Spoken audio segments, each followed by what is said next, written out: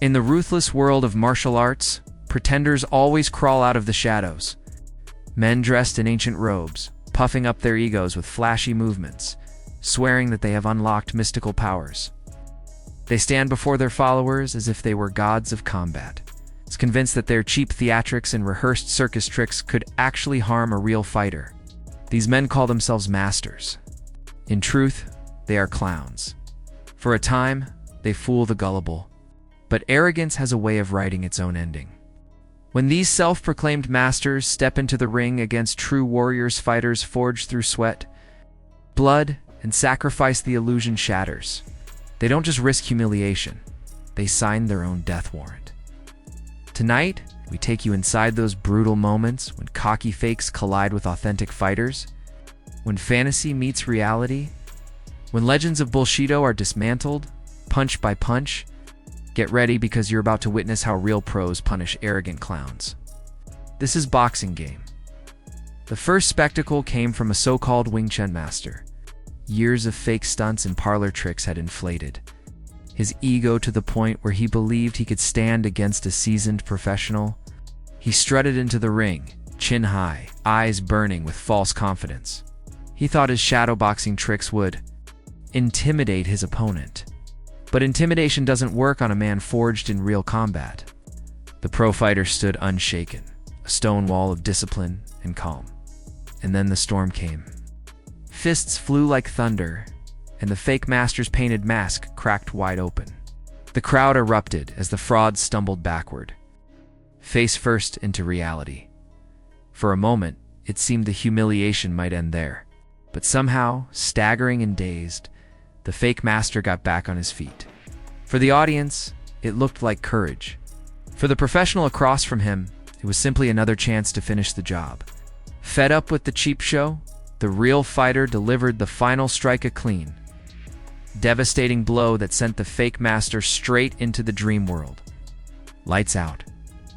The man behind that destruction was Chen Xihan, known across China as the Reaper of Fake Masters.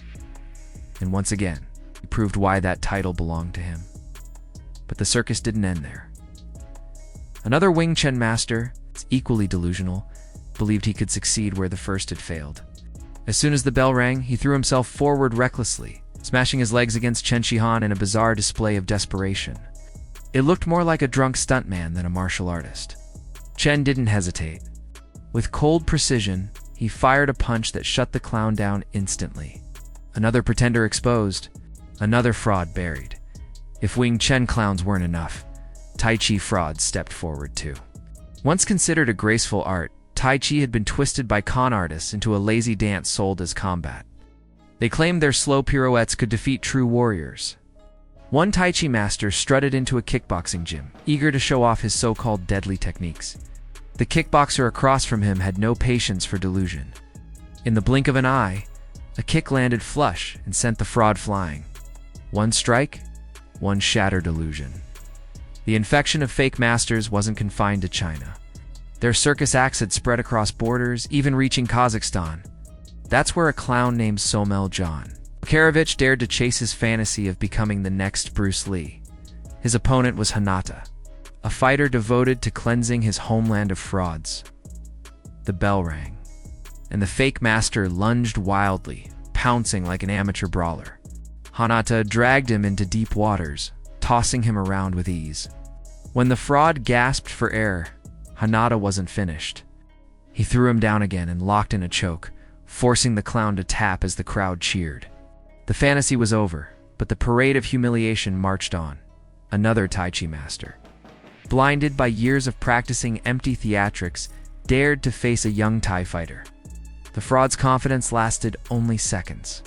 The moment fists started flying, the truth became obvious. His tricks were useless. The Thai fighter pinned him to the ropes, raining down punches as the fake master looked like nothing more than a terrified rodent. Then came the no-touch. Masters the most absurd of all. These clowns swore they could knock out opponents without even touching them. They believed their body's energy alone was enough to drop a man. One such fraud dared to face a real fighter. He stepped forward, chanting and waving his arms, as if his chi could stop fists of steel. Reality didn't bend to his fantasy. One clean strike, and the no-touch master crumpled to the ground. His power was exposed as nothing more than cheap theater.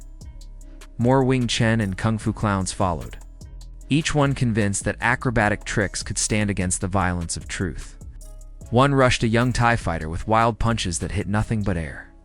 Another tried to pose like a hero from a Kung Fu film, throwing elaborate movements that impressed no one. Their opponents weren't impressed. They were professionals, and they didn't waste time.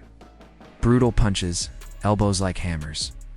High kicks that landed with bone-crushing precision, all of it dismantled the pretenders. Shu Xiaodong, an MMA fighter devoted to crushing fake masters, took on one of these self-proclaimed legends. As soon as the fight began, Shu exposed him.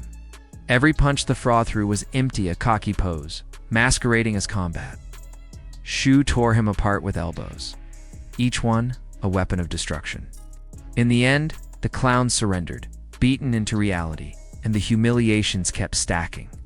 A Wing Chun clown faced a Thai fighter, only to be demolished in the very first round by a vicious head kick.